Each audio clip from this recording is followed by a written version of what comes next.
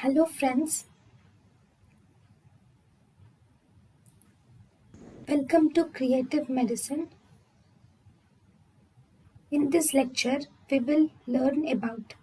Hello friends, let us now learn some important points about chlorpramazine.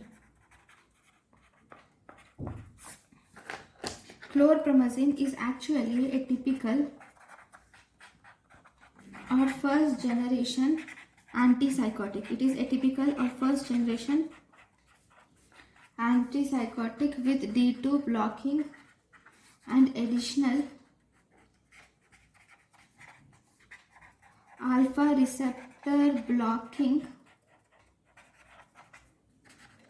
and anticholinergic activity.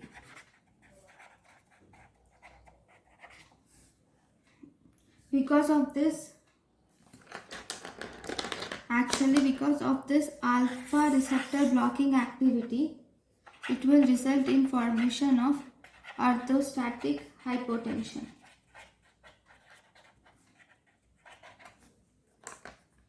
So this is about chlorpramazine. Thank you for watching. Thank you and thank you for watching.